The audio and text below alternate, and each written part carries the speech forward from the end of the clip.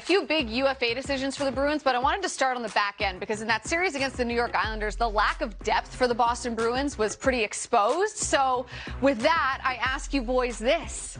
What can the Boston Bruins do to address their blue line? It depends where others, what they do with the other decisions in their lineup, with some of their UFAs and the money being allotted. I think that's a big thing here. I agree with what Don Sweeney said there. We can't just roll the same band out there and expect different results. So I think they need to make changes, and I would say that and first and foremost, I actually thought that D core was better than I anticipated coming in this year. I thought they were going to be really bad. I thought that was going to be a real Achilles heel for this group because they lost Torrey Krug and Zdeno Chara, but they were actually pretty solid. They're pretty good. Yeah. When they were all healthy. When they're all healthy, we all know they're devastated with those injuries. Yeah. But being good's not good enough. I mean, they've got to have that be a strength of their team. So who's out there? What are they able to do? Who are they bringing back? What kind of money do they have available? These are all the things that go into it here for the Bruins. Yeah, there's not a lot of sexy picks on the free agent board amongst defensemen. I mean, you can see Dougie Hamilton is probably it at the very top, and he was already drafted by the Boston Bruins, and they've had him, and he's looking for a lot of money. So you can put a line through him. That's not happening. The guy at the bottom there, Jamie Alexiak, though, 28 years old. He's a really big, long defenseman.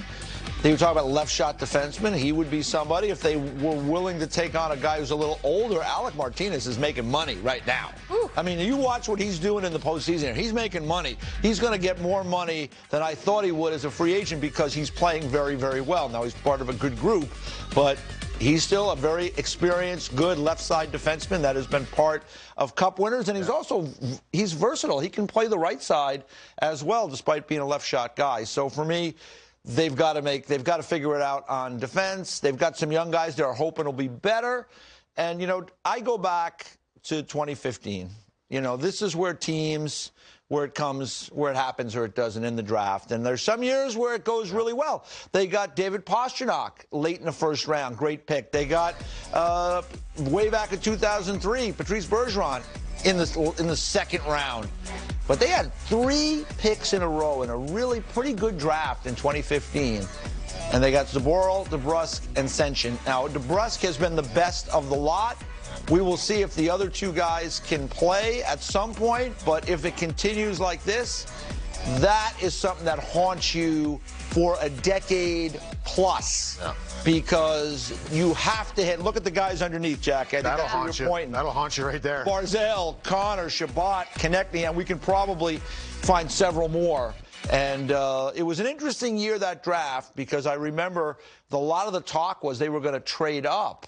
Yeah. To get a defenseman in that draft. It didn't happen, and so they ended up with the 3 straight picks. And the draft is the draft.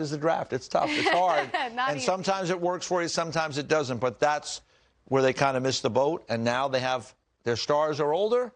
They've got to figure out what they're going to do next. And what are they going to do with David Krejci, Taylor Hall? I assume Tuukka Rask will come back, but even he will not play till the midway point of the season, so they'll rely on their depth at the goaltending position, which they got a good look at this year during the regular season.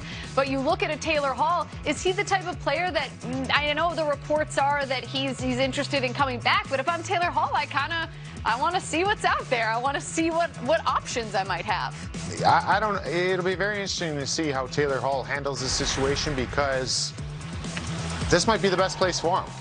He was successful here before that last round in the playoffs here, and found a little spot there where he seemed like he fit in nice and provided some good offense for this group. And I don't know, is he have the appetite to go out there? The highest bidder that everybody, a lot of times you want, right? If you're a free agent, UFA, you want to go and make the most money you can. But chances are that's not going to be a good team. Has Taylor Hall fulfilled that appetite of just making money and playing for garbage teams? Now he wants to go and compete for a cup. Yeah. This might be the spot for him here. On that list prior to about those D-men being available, Adam Larson, can you imagine seeing Adam Larson and him on the same team? Yeah, that's right. That trade, traded for one another. Yeah, so I don't know. I would like to see him back here, but he's going to have to. And that's the thing that this organization's done such a great job of, is getting those guys. We all know what Bergeron and Pastrnak and all those guys make. Yeah, you're going to have to take a discount to go to Boston. And maybe the decision of David Krejci impacts the decision of Taylor Hall. Absolutely. I'm not sure. They had great chemistry on that second line.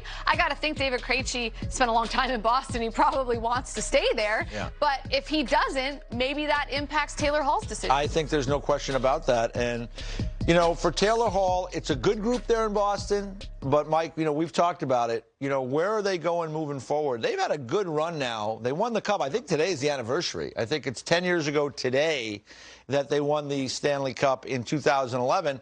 They've been back to the final a couple of times, got close in 2019.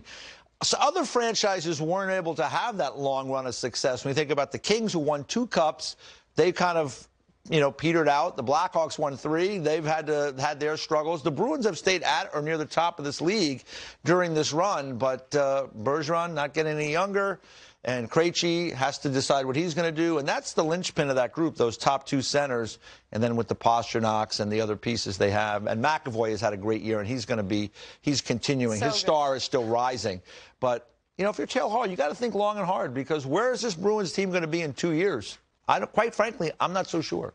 Yeah. I mean, when you talk, the last thing when you're talking about Marchand and Pasternak, though, that's the thing that this organization has. How are we going to stay in this? They've done a great job of staying as a very competitive team. But these are the best years of Marchand and Pasta.